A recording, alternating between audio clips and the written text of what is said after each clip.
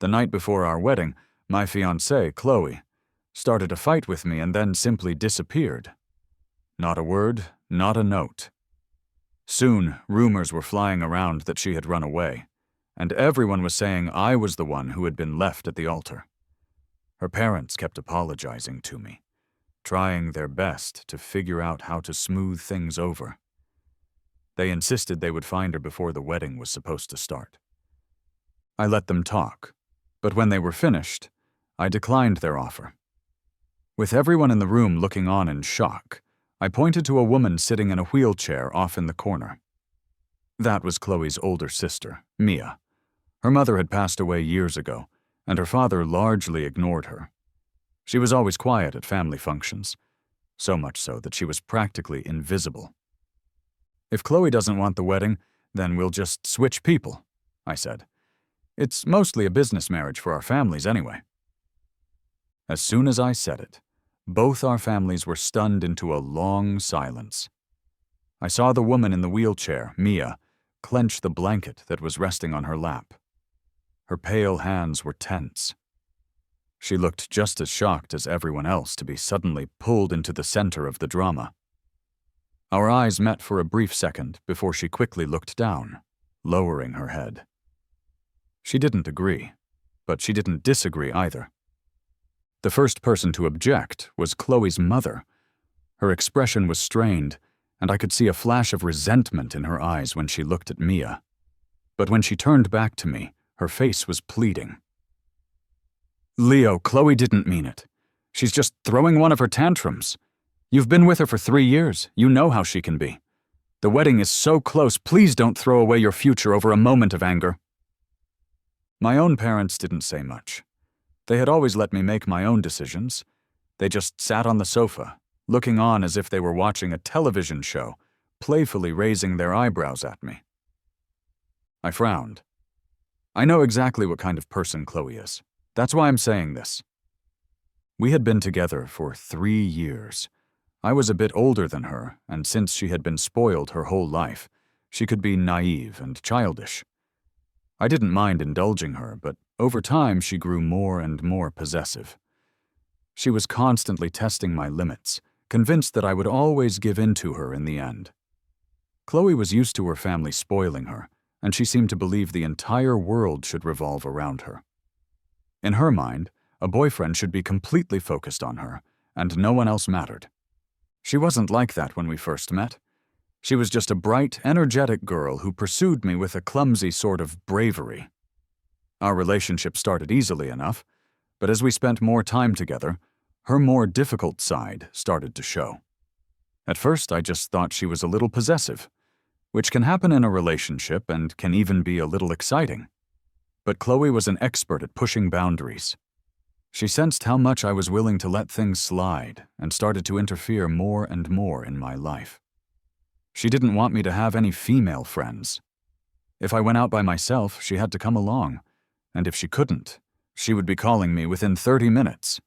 If she thought she smelled another woman's perfume on my clothes when I came home, she would completely lose her temper. She would even pull stunts to punish me, like refusing to eat, running off, or sleeping in her car instead of our bed.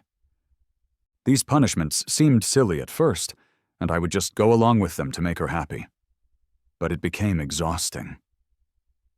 The real problem was her relentless need to possess me and her attempts to make my world revolve entirely around her. Her dramatic exit and the rumors about her running away were just another tactic to make me panic and apologize. I was done playing her games. She could live in her princess castle forever, but I wasn't going to be locked in there with her. The Harrisons and the Webbs, our families, had worked together on many business projects. To be honest, the Webbs had benefited more from the partnership with my family, but after so many years of cooperation, our ties were strong. With Chloe and me dating, a marriage alliance seemed like the logical conclusion. Nobody expected it to fall apart right before the wedding day. With the news of the wedding already public, canceling it would only confirm the gossip and bring my family more unwanted attention. I cut Chloe's mother off. "Ma'am, you know Chloe's personality. She won't come back unless I'm the one to give in."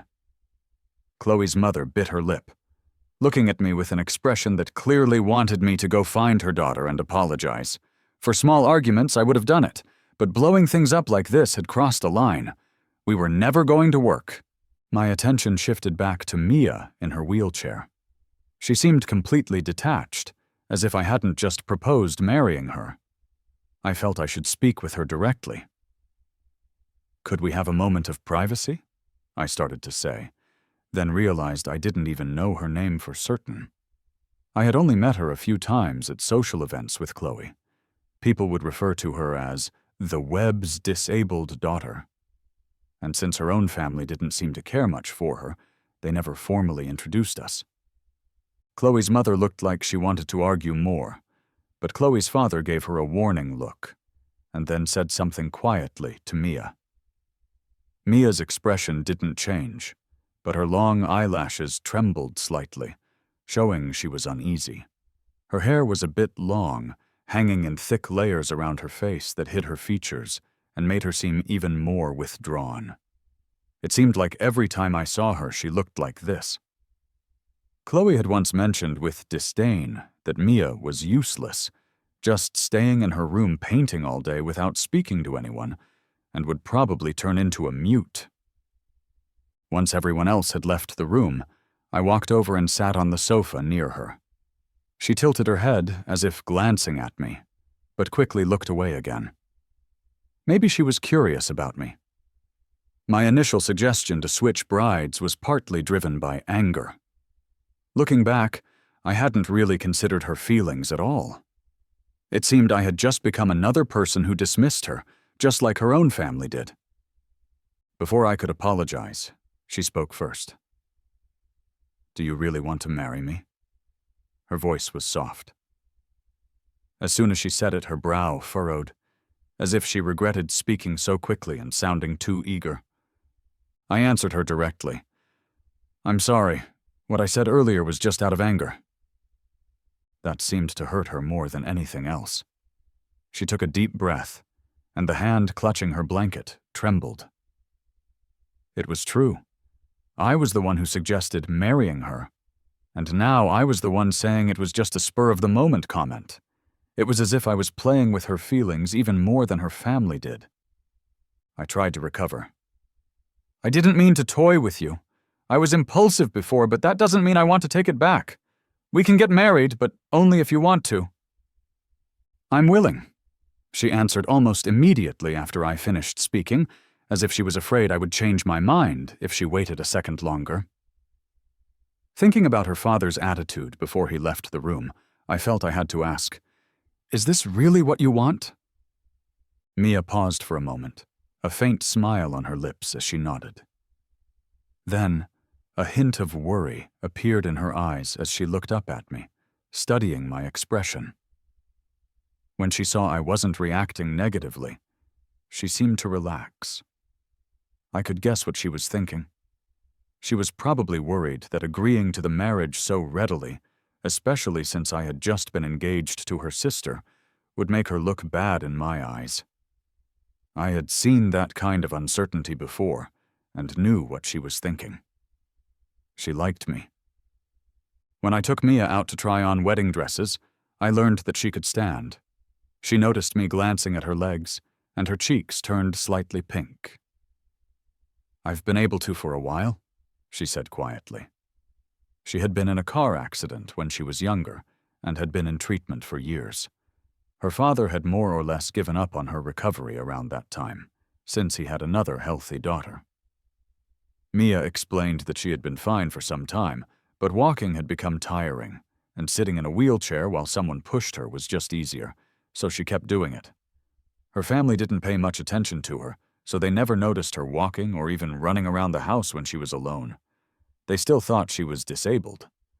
For Mia, the wheelchair was just a convenient way to get around, so she maintained the illusion. It gave me a whole new way of looking at her. People assumed the original wedding would go on as planned, thinking I had found Chloe and brought her back. But at the actual ceremony, everyone realized the bride had been changed. All eyes were on me and the unfamiliar woman standing by my side. The Webbs were stunned to see Mia on her own 2 feet. They looked like they were witnessing a miracle. A girl who had been in a wheelchair for 10 years was suddenly walking. My sister was the only one who hadn't been informed. She couldn't believe it, asking me if I was crazy for abandoning Chloe to marry a last-minute replacement. I couldn't really blame her for being confused. Mia wasn't well known, and many people didn't even know the Webbs had an older daughter. Given that they were half-sisters, there was some resemblance, and, judging by the expressions of a few of my friends, they were drawing their own conclusions. After I gave them a quick explanation, my sister dramatically pretended to cry in sympathy. "Poor Chloe," she said. "She's probably curled up somewhere like a lost kitten, waiting for her prince to come rescue her, not knowing he's marrying someone else." She always had her own theatrical way of putting things, and I was used to it. The ceremony went off without a hitch. My sister even made a bet with me that someone would tell Chloe and she would crash the wedding. I bet against it and won a new car because I knew exactly where Chloe was. She had run off to another country that was currently in the middle of a massive snowstorm. All flights were grounded for at least a week, and the cell signal was terrible there. Even if someone messaged her, she wouldn't get it right away. During the reception toasts, I introduced Mia to my friends and close guests. She wasn't very good at socializing and mostly stayed close behind me, copying whatever I did. When I took a drink, she obediently raised her glass. When I greeted someone, she would echo my greeting. Mia's personality was completely different from my ex-girlfriends, including Chloe. They were never what you would call obedient. Watching her quiet and well-behaved demeanor sparked a mischievous thought. I felt like teasing her. I turned to an old friend and said, "Say cheers, this is my ex-girlfriend." Both Mia's and my friend's faces immediately darkened. Mia stopped in the middle of her toast, looking confused and wanting to be angry, but not sure how. I chuckled and reached for her hand. Her expression went blank for a second, but her anger seemed to fade right away. Was holding her hand all it took to calm her down? "Leo, even though it was brief between us, you don't have to be so cruel," the woman, Zoe, said, playing along dramatically to get my attention back on her. "You know I still have feelings for you. Acting like this really hurts." As soon as she finished speaking, Mia gripped my hand tighter, then relaxed, her palm a little sweaty as she held it timidly. I clinked my glass with Zoe's. "Stop talking nonsense," I said, then turned to Mia. "I was just joking with you. This is Zoe. She's a friend of your sister's." I had never dated Zoe. She was one of Chloe's closest friends and was originally supposed to be a bridesmaid. But with the bride swap, it didn't make sense to keep the ex-bride's friends in the wedding party, so the bridesmaids were changed too. Zoe snorted, her expression sharp as she looked at Mia, her loyalty to her friend on full display. "Chloe must be starving by now, waiting for you to come get her, not realizing her place has been taken by someone new." She then added cryptically, "Who runs off to a country in the middle of a snowstorm to be fetched? Flights are grounded. Should I swim there? Did I make her pick such a remote place? Let her ski back, didn't you tell her?" I shot back at Zoe. She just smirked, revealing a sharp canine tooth that made her look distinct. "Didn't say a thing. Thought I'd take advantage," she admitted. Based on a quick glance I once saw of her texts with Chloe, I figured she had encouraged Chloe to go abroad. It was likely she spread the rumors of Chloe running away with another man herself. Her goal was to replace Chloe and marry me, but it didn't work out. It must have been a real blow to Chloe. Zoe gritted her teeth. "You think hitting her with her bad relationship with her half-sister isn't a big blow?" Honestly, whoever I chose to marry would affect Chloe. Not choosing her meant I wasn't interested.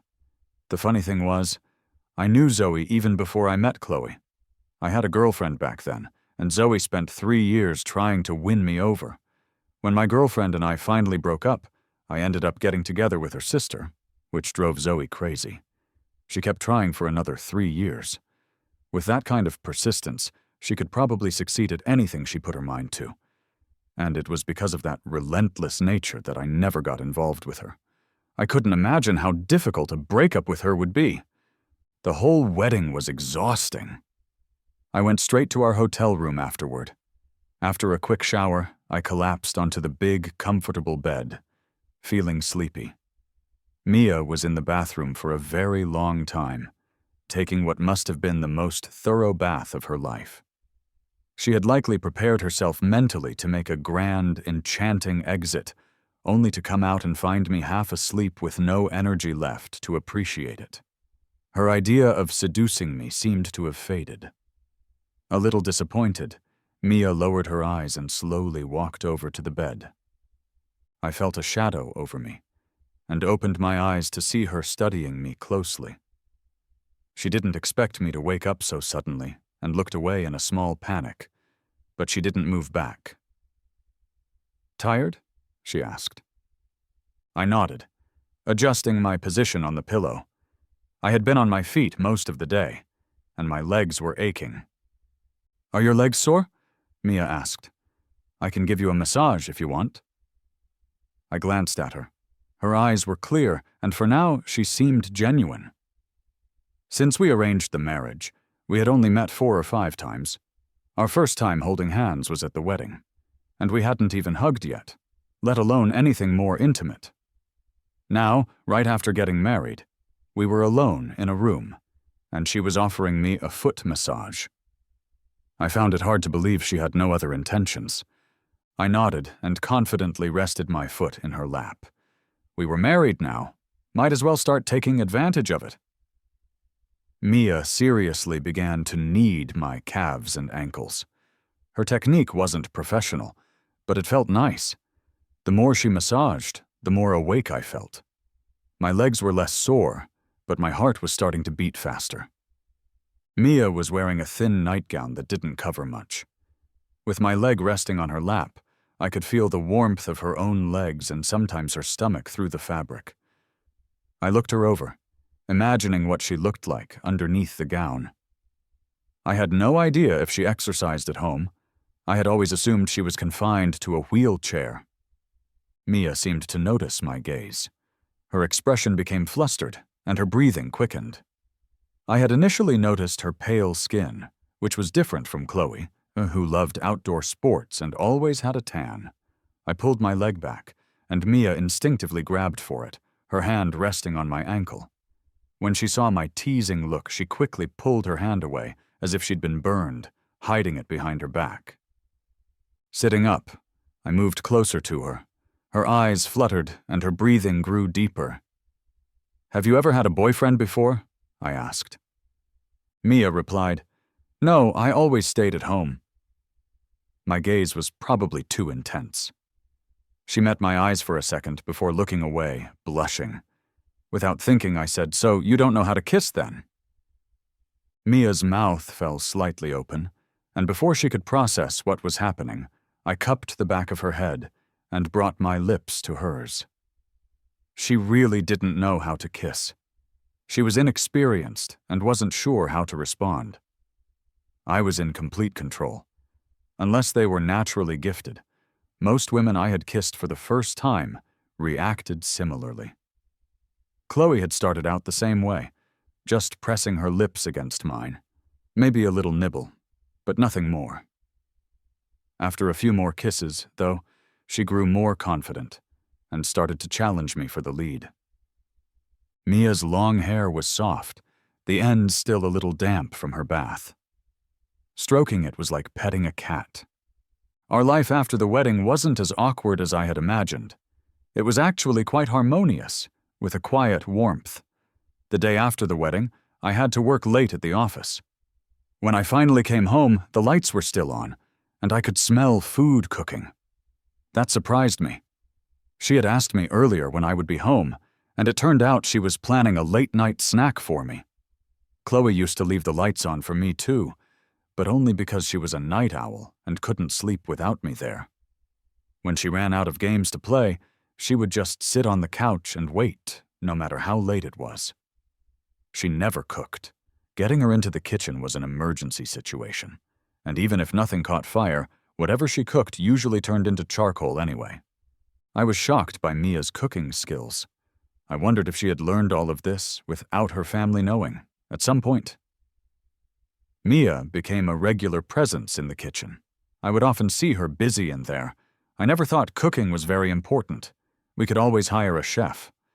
But seeing Mia in an apron moving around the kitchen had a certain appeal, an unexpected charm. Her lips were thin, with corners that turned down, giving her a distant look when she wasn't smiling. Her hair often hung down, shadowing her eyes and adding to her aloof appearance. But only I knew how soft her expression became when I swept her hair back, held her face, and watched her gaze at me, captivated. After a few days together, I noticed that she would subtly place herself in my line of sight. When I was tired from working in my study, I would naturally look out the window to clear my head. But now, there was something new to see. Mia had set up an easel in the yard. She would have her hair tied back and her sleeves rolled up, revealing toned arms smeared with paint. She blended into the garden, becoming a part of the scenery.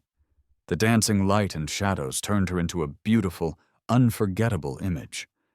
I can't stand being disturbed when I'm working, and neither Mia nor Chloe would bother me during that time. Chloe could be childish, though. Sometimes, if I was in my study for too long, she would sit by the door and scratch it every now and then, like a cat. It was quiet enough that I could ignore it when I was focused, but I would always notice it when I took a break. It was her way of making sure I remembered not to neglect her. Once I was finished, I would open the door to find her sitting there, pulling back her hand and giving me a big smile. My thoughts were interrupted by the sound of Mia's paintbrush falling outside. I have to admit that after 3 years with Chloe, it was hard to let go of her completely. But time has a way of letting the old fade and the new take its place. About 4 or 5 days later, Zoe, with a hint of satisfaction, told me that Chloe had heard about my marriage to her half-sister. "Even without flights, she'll probably find a way to ski back here," Zoe said lazily from across my desk as she fiddled with her phone. "You'd better warn your new wife. Chloe has quite a temper." Without looking up from my work, I said, "Don't talk about her like that. She's my wife now." Zoe's face soured, losing its amused smile. She looked at me without expression, and after a pause, said, "You really have a way of ruining my fun." Then, with a sudden shift in tone, she laughed. "But I kind of like it." Her bluntness made me uncomfortable, and I didn't say anything else, feeling that any response would just encourage her. When I got home that night, Mia was as quiet and calm as ever. She made me a snack and took care of some laundry. She seemed the same as always, but I could sense something was different, probably because of the situation with Chloe. Our wedding had been public, just like my previous engagement to Chloe. And while no one except Zoe would confront me about it directly, that wouldn't stop others from bothering Mia. I could only imagine how many people had come to her with their opinions. I knew Mia wouldn't say anything about it, likely feeling she had no right to. Our wedding started out as something of a farce, and everyone said she had taken her sister's place and stolen her sister's fiancé. If it had been Chloe in this situation, she would have already thrown a fit, making it impossible for me to have a peaceful day. Afterward, she would have looked at me accusingly for letting the gossip get to her, shed a few tears, and then confidently dealt with anyone who bothered her. She was always good at making sure she didn't get taken advantage of. But Mia was different. She didn't grow up being showered with love and doesn't express herself openly. This made her interesting to me. My eyes fell on her tightly pressed lips and the way her long eyelashes drooped as she worked, hiding her thoughts. I couldn't read her emotions. I had an impulse to uncover her feelings, to smooth back her hair and kiss her eyes. So I did just that. After all, isn't that what a wife is for? Mia was surprised, probably not expecting me to act so suddenly. But then she responded awkwardly. When I pushed her down onto the bed, I noticed her eyes were unfocused, her pupils shaking. Aware of my gaze, she shyly covered her face with her arm. Unable to see, her other senses became more intense. She swallowed uneasily, trying to calm the heat rising inside her. I pulled her arm away. I rarely took control like this, usually preferring to be polite, but on the bed, I let myself be a bit more assertive. She felt as if I had removed her last shield. Her slightly open, wet eyes stared at me in the dim light, and she looked captivating. "Is something on your mind?" I asked. Mia paused, maybe too overwhelmed to think clearly, then softly said no. I told her I would get her to open up tonight. I controlled the pace of our kiss, and Mia trembled, showing she wasn't used to it. Just one kiss left her completely defenseless. I did get Mia to open up that night, not just physically, but emotionally. She confessed all the things she had been bottling up.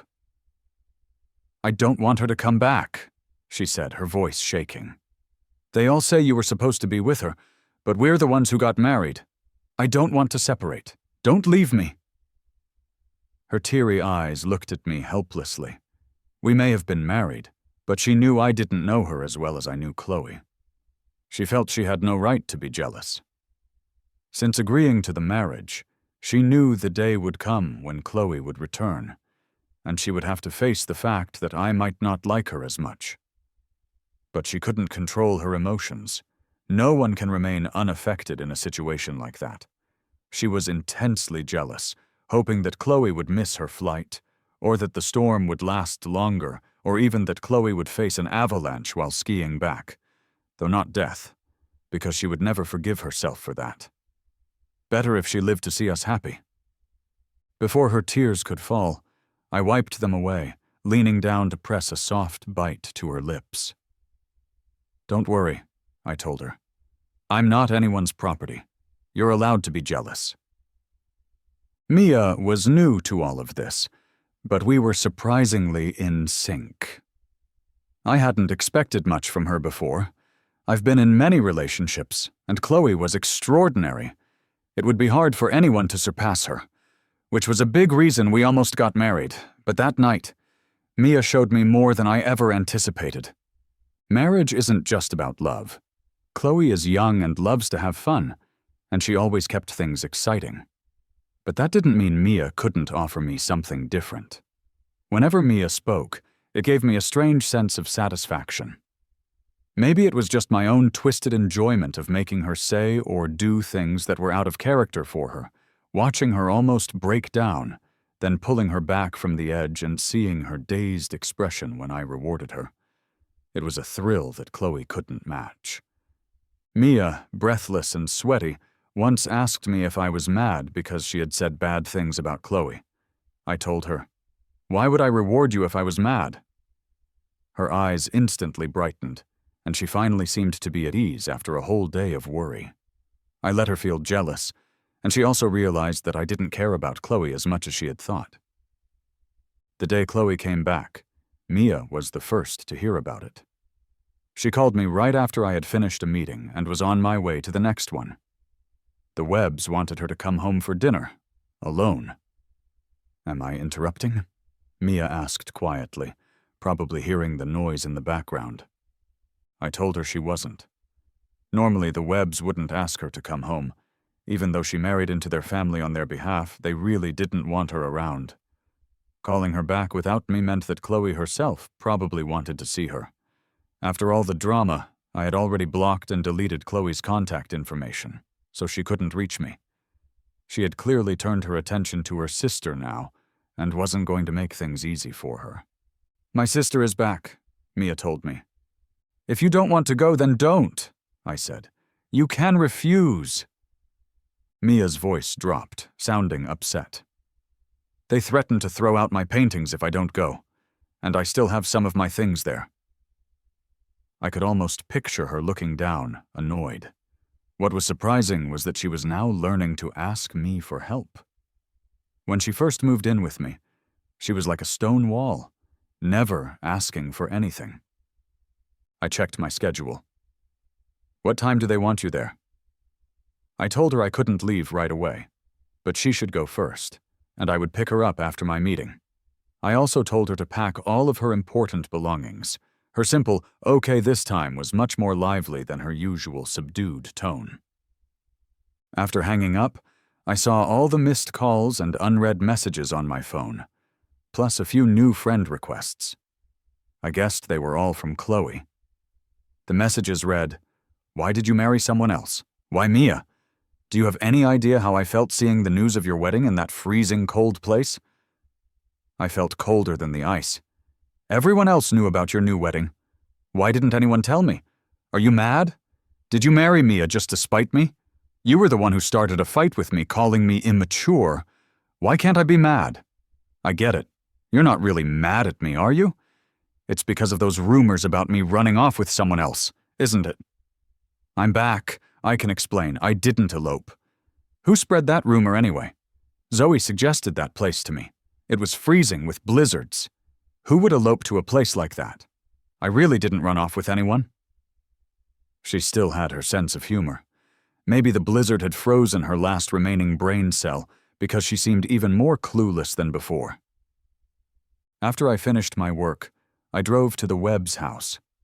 The front door was slightly ajar, and I could hear loud noises from inside, like something breaking, along with shouting that sounded very familiar. Peeking in, I saw Mia dragging a suitcase, surrounded by 3 people. Chloe's parents looked like they were trying to intervene, but they weren't doing much to stop Chloe. I walked in, and everyone froze. Chloe's hand, which had been on Mia's collar, hesitated and then let go. Her angry face shifted through several emotions: surprise, hurt, and then more anger. She stared at me wordlessly with her dark eyes. The living room was a mess. Mia looked disheveled, with a clear slap mark on her face and a slightly swollen lip. She had been perfectly put together when she left that morning, but now she looked like she'd been through a fight. Embarrassed, she avoided my gaze and tightened her grip on her suitcase. I looked past everyone to Chloe's parents and asked coldly, "Did you call her back here just so your daughter could take out her anger on her?" They were speechless. Chloe, in disbelief, asked, "You're helping her? Why?" "Because she's my lawful wife." I pulled Mia to my side, lightly touching the bruise on her lip. Just that simple gesture and the words "lawful wife" were enough to reignite Chloe's rage. "She's in my place," she yelled. "I was your girlfriend. I was supposed to marry you. She took what was originally mine. Why are you helping her?" "Chloe, you're the one who ran away," I reminded her, thinking her mind was still confused. She kept fuming. "I already explained to you. You made me mad first. I just wanted you to apologize, to prove that you love me completely, but you didn't. You abandoned me and married someone else, someone you don't even know or like, and honestly, someone I can't stand. How can you expect me not to be mad?" Chloe's face was flushed with anger, her features twisted, but her eyes shone with pleading tears. "When you walked in, you didn't even look at me. You only saw that she was hurt and sided with her, not caring how I was doing after just getting back. Why wouldn't I be mad?" I've said it before. Chloe is immature, her parents spoiled her, leaving her with a childish honesty and selfishness even as an adult. She can manage her own life and can be smart, but when it comes to her emotional needs, she's a bottomless pit, constantly demanding more from others. She wants to completely monopolize someone's life. Disappearing right before the wedding was a move only she would pull. Chloe let all her anger out, completely ignoring everyone else in the room. When she finished venting, tears spilled from her eyes as she looked at me, her expression a picture of someone who had been deeply wronged. But honestly, everyone there had spent the last week cleaning up the mess from her spontaneous runaway bride stunt. Mia, who was standing behind me, reached out to hold my hand. At first, she just held it lightly, But when she saw I didn't pull away, she tightened her grip, as if hoping to keep my attention on her and not let me get drawn back into Chloe's drama. I glanced back at her, and she gave me a small, bitter smile. She was clearly scared. I squeezed her hand back. Chloe wiped her tears and caught us holding hands out of the corner of her eye. The hopeful look on her face vanished, and her anger flared up again, worse than before. She stepped forward to pull our hands apart, but I grabbed her wrist to stop her. She gritted her teeth. "Why does she get to hold your hand?" This was a new situation. I used to know how to navigate these emotional minefields with her, how to keep her calm so that peace would return. But now I was protecting someone else, opposing her. I had to figure out how to end this. "Sophie, I'm married," I said, stressing every word. "The moment you abandoned the wedding, we were done."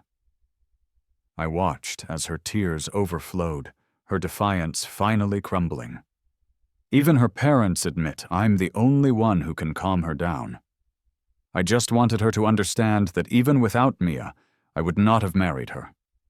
Chloe knew that running away at that moment would cross a line for me, but she did it anyway, hoping to push my boundaries and prove that I loved her enough to let her get away with anything. She was sharp and selfish, always knowing how to get the most out of people. But she wasn't smart enough to understand me. She didn't realize that no one had ever successfully crossed my lines. She only understood that after she had already lost me. As we drove back home, Mia and I were both silent. Honestly, I was left speechless by Chloe's behavior. It felt like something out of a soap opera. My thoughts drifted. Mia seemed like the opposite of a classic damsel in distress. Her dad doesn't care, her stepmom hates her, and her stepsister bullies her. "Are you still mad?" Mia's timid voice came from the passenger seat.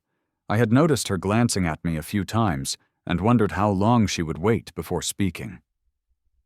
"Not at you. Do you want to tell me what happened?" Mia was quiet for a moment before summing it up, leaving out some details as if testing the waters. She was like a curious cat, sniffing cautiously before stepping out of its safe space. As I kept asking questions, she slowly filled in the details, presenting the raw situation more boldly. Step by step, Mia painted a full picture of how she had been met with cold shoulders at the house, then cornered by Chloe, who demanded she agree to a divorce. The Webb parents chimed in, saying she had ruined Chloe's happiness and should step aside. When Mia refused, someone laid a hand on her while her parents stood by, offering only light words of concern with no real intention of helping. Mia was telling me all of this, probably slipping in some digs at Chloe as well. Back home, after she had cleaned up, I put a first aid kit on the bed and called Mia over to put some ointment on her cheek. She approached cautiously, and when I didn't object, she took it as approval and rested her injured cheek on my leg. Her long hair tickled my skin. I gently brushed it aside, touching her cheek softly. "Does it still hurt?" I whispered. The slap mark had faded, but it was still a little swollen and red. Mia nodded, rubbing her cheek against my leg. I dabbed some ointment on my fingers and gently applied it to her face. Her cheeks started to blush, even redder than when she came out of a hot bath. Our skin felt hot where we touched. The ointment stung a little, a reminder of the slap. Chloe never held back. "Did you say something that made them all angry?" I asked suddenly, catching her off guard. Mia looked a little startled. Chloe could be playful, but she didn't usually get physical, especially knowing I was coming. This seemed like a momentary loss of control. Mia nodded hesitantly and then said quietly, "You allowed it." I did. By allowing her to express her jealousy, I had shown her that Chloe wasn't that important to me anymore. Mia had figured this out and wasn't as vulnerable during her confrontation with Chloe. She didn't fight back physically, but she certainly had a lot to say. Things like how she would be with me forever and how Chloe would never have that chance. They were legally married, and unless Mia made a serious mistake, they would stay that way. Chloe had come to push for a divorce, not to hear a declaration of an unbreakable marriage. There was no way she could tolerate that. Mia wanted me to see how violent and selfish Chloe could be, to highlight her own gentle nature. It was an old trick, but it worked because her opponent wasn't very clever. Mia knew she couldn't fool me with such tricks, and she never intended to. The fact that I didn't criticize her meant the tactic was acceptable. Chloe had lost because she was greedy, used to being loved completely. She wanted that same devotion from her partners, but I wasn't someone who fully invested in love, so she would never get what she wanted from me. Mia was different. Having received little love growing up, a small amount of affection from me filled her entire heart. I tucked Mia's hair behind her ear and gently stroked it to comfort her. "It's okay," I said. "You can be completely open with me." These words seemed to have a mesmerizing effect on her, taking her back years in her memory. She remembered being in a car, watching a much younger me in my school uniform, calmly observing a wild stray cat. The cat was injured and wary of humans, hissing with its fur on end. But I didn't seem scared. Instead, I reached out my hand, saying something to the cat. Unsurprisingly, I got scratched. I barely winced. The cat retreated, but I patiently waited, holding out a treat. The cat, tempted by hunger, slowly crept out. My hand remained still. Once the cat was convinced it was safe, it limped forward for the food. I slowly closed my palm around it, securing it so it couldn't escape. At that moment, I had said something while examining its wounds. The past and the present seemed to merge in her memory, and the words I spoke now landed on that scene from years ago. Mia felt like that cat. Once caught, she would never be able to break free. After Chloe returned, the gossip only grew. My sister started hanging around my office all the time, trying to get details about me and the two women in my life. One day, when she couldn't get any information out of me, she left her daughter, who was less than a year old, on my desk and took off for her honeymoon, leaving me and baby Lily staring at each other. Lily's little bottom was sitting right on top of my paperwork. Looking at her innocent face reminded me of the fear my sister could inspire. She had dumped her daughter on me before, and back then I foolishly thought I could reason with her. I had called her to ask if she'd forgotten her child, but the call never went through. Then she sent me a text. "A little warmth for your newly formed family." When I got home from work carrying the baby, Mia noticeably tensed up. She froze, staring at Lily for a few seconds before glancing at me with uncertainty in her eyes. I had a feeling she thought for a second that this might be my secret love child. Meeting her gaze, I explained helplessly, "It's my sister's kid. She went on vacation." A flicker of something unnatural crossed Mia's face as she reached out to take Lily from me. I was about to stop her. This kid wasn't usually friendly with certain strangers. One time Chloe had gotten scratched by her, but to my surprise, Lily just stared at Mia. She resisted for a moment with a small cry, but a few seconds later she calmed down, quietly cuddling into Mia's arms and curiously watching her long hair. Mia seemed to have a natural talent for handling children. At first, she was a little clumsy, but she looked up some parenting guides online, and just like that, she was holding and soothing Lily like a professional. In the time it took me to put something away, the two of them were already getting along perfectly. Even at dinner, Mia was feeding Lily. Suddenly, taking care of the baby was no longer a headache for me. Whenever my sister used to drop Lily off, both Chloe and I were at a loss. Chloe didn't like kids, and Lily didn't like her. It was mutual. If I ever asked Chloe to hold the baby, I'd come back to find them sitting far apart, not even looking at each other. Chloe didn't just dislike children. She disliked anyone who got too close to me. She complained that when the baby was around, I ignored her, and she felt like the child was stealing love that should have been hers. She insisted she never wanted kids. But Mia was different. She seemed to genuinely like children and was great at caring for others. After her shower, I heard Lily giggling in the bedroom. Mia was playing with her on the bed. I stood by the door watching, my arms crossed before stepping forward. "Is there room for me?" Mia blushed a little and shifted over to make space. I sat next to her. Lily handed me a toy, then grabbed another to give to Mia. "Lily really likes you," I said. Kids have a way of sensing who likes them and who doesn't. That's why no matter how much Chloe tried to pretend, Lily still disliked her. Mia blushed and said, "I like her too." You could see it was true.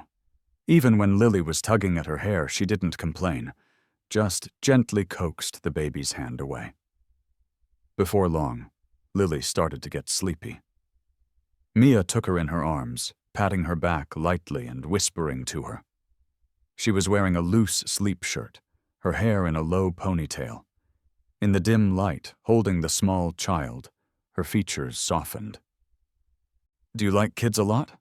I asked in a low voice. Mia paused, looked at me, and after a moment said, "I like them because of you." So, because Lily was my niece, she liked her. Both Mia and Chloe tried to love by association, but their methods were completely different. Looking at her earnest face, I felt the impulse to tease her. "What if I don't like kids?" I said. "Lily is my sister's, so I love her, but I wouldn't want my own." Though I was joking, there was some truth to it. Mia was about to say it was okay and that she didn't mind, but I cut her off. "But if they were yours," I said, "I would definitely like that." I watched Mia's face turn beet red. If it were Chloe, she would have probably frowned and declared she would never have kids. But Mia, after her initial shyness, actually seemed to be considering it. I knocked lightly on her head. "Are you seriously thinking about having my kid?" She rubbed the spot, smiling. "It doesn't hurt," she said. I leaned in and gave her a quick kiss. She was really adorable. Over the next few days, I realized that Mia had seamlessly woven herself into my life. I found myself fully transitioning from Chloe's passionate, possessive love to something new and quiet. Sometimes, I'd watch them on the security camera, both sitting on the carpet, playing. Every night when I came home, I would open the door to a warm, harmonious scene. Hearing the door, both of them would look up, their two pairs of bright eyes instantly easing my stress. Mia would walk over with Lily, take my coat, and place the well-behaved child in my arms. I guess I was starting to understand why men enjoy having a wife and kids. The phone rang. I glanced at the caller ID, handed Lily back to Mia, and stepped onto the balcony to take the call. It was Chloe's dad. Even though our families were in talks about a project, I doubted he was calling about work. Sure enough, there was a short pause before he began to speak, as if he was trying to figure out how to start. "Here's the thing," he began, but an urgent voice chimed in. "Let me, Dad, give me the phone." Of course, I knew it was Chloe. She was sobbing on the other end. "Leo, I'm sick. I'm really sick." I had blocked her because she was getting on my nerves, and I thought her silence meant she had given up. But it turned out she was just sick.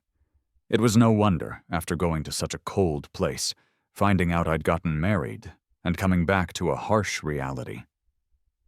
"Shouldn't you be calling a doctor, not me?" I said. "Please don't hang up. Let me just say a few things. I know I was wrong. I shouldn't have been so unreasonable." Chloe kept apologizing, but I knew she didn't really think she was wrong. She just knew that admitting it was her only chance to win me back. "I really know I was wrong. Can you please unblock me? I don't expect you to forgive me, just give me a way to contact you. I can't keep using my parents' phone." Her voice had that helpless, tearful tone she always used when I was mad. Her voice was in my ears, but my eyes couldn't help drifting through the glass door to the scene inside. Lily was crying for some reason, and Mia was pacing, trying to soothe her.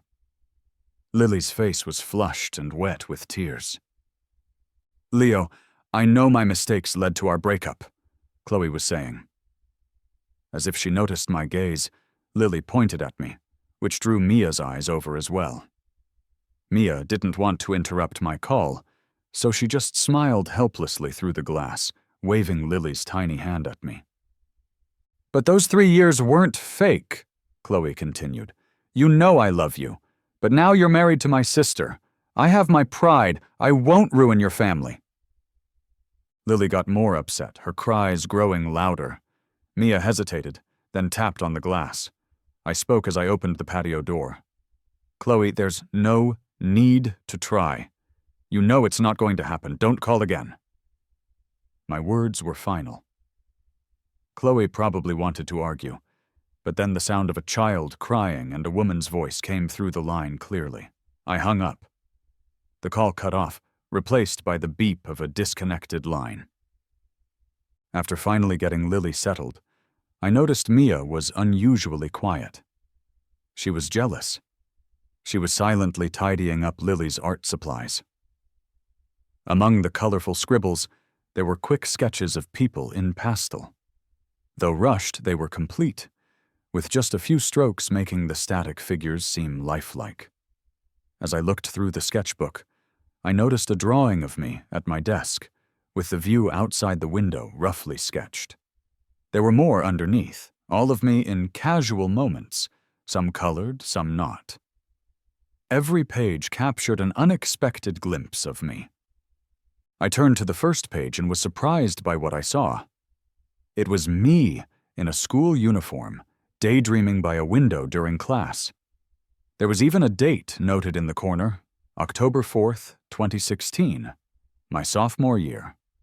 I sat on the edge of the desk, gazing at the drawing. Mia tiptoed over, probably to take the book back, but I stopped her. She watched me anxiously, unsure what I was thinking.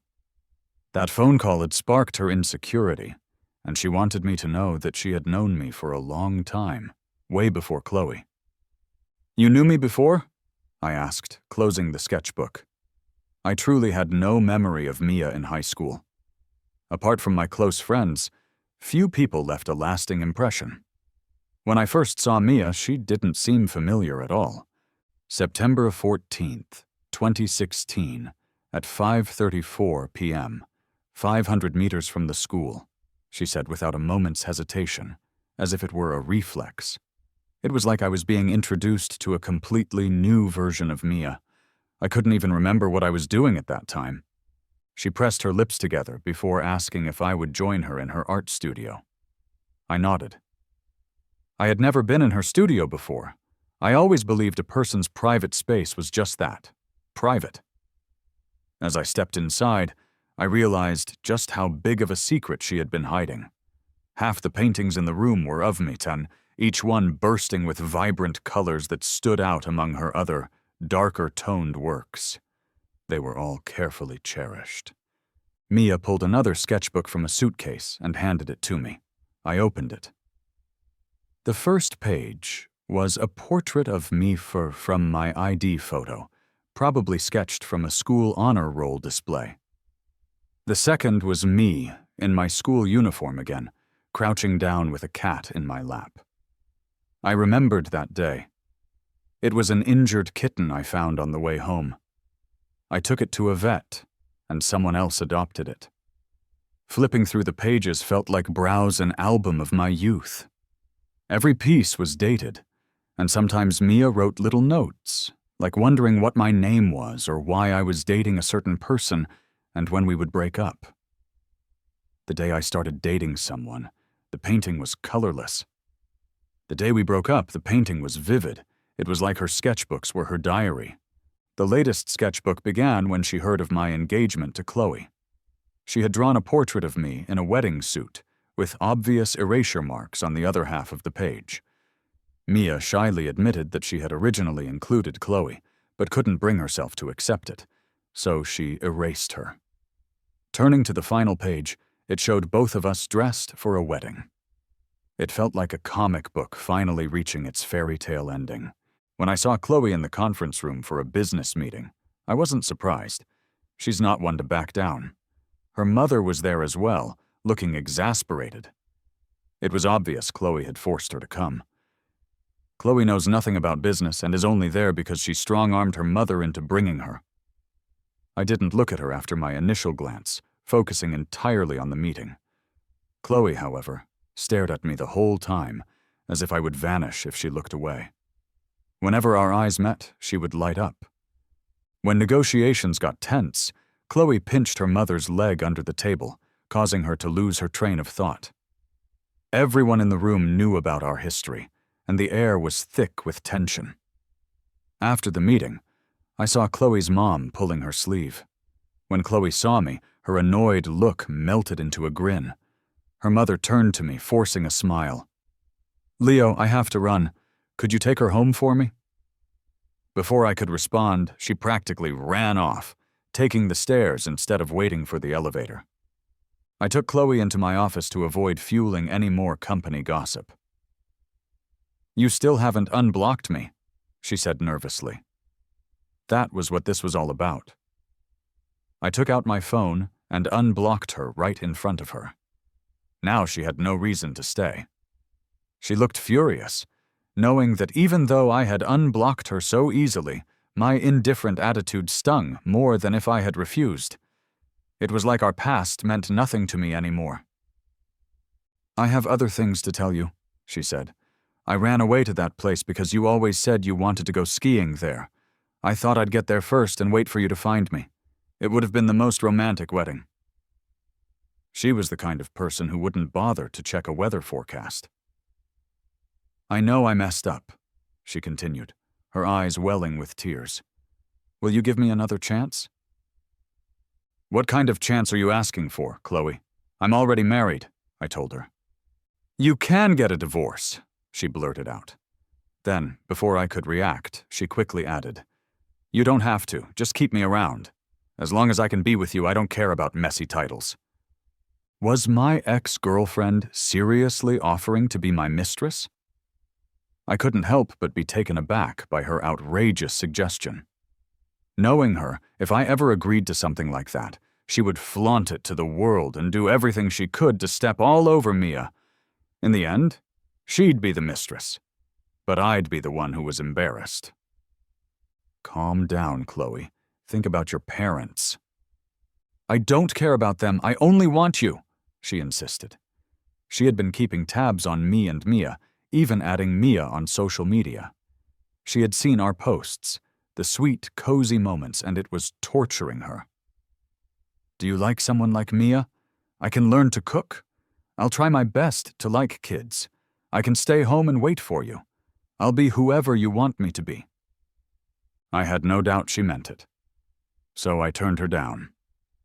Just as I was opening the door to ask her to leave, I was met with her mother's eyes. She had been waiting outside. "Good timing," I said. "Auntie, please take her with you. We're finished talking."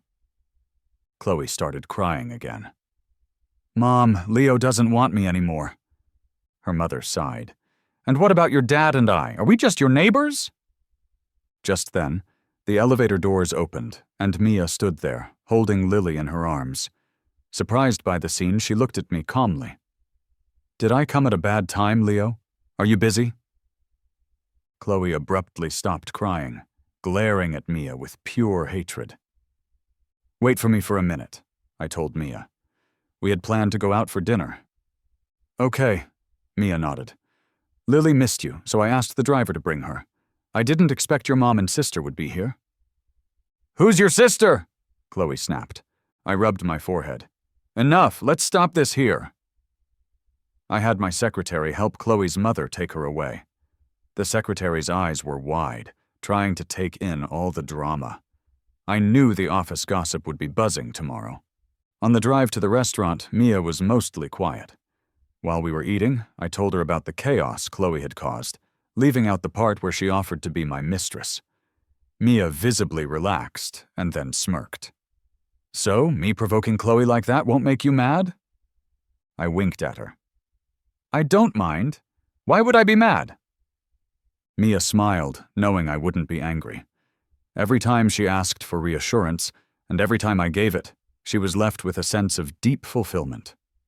Happiness, it seemed, had really landed in her hands.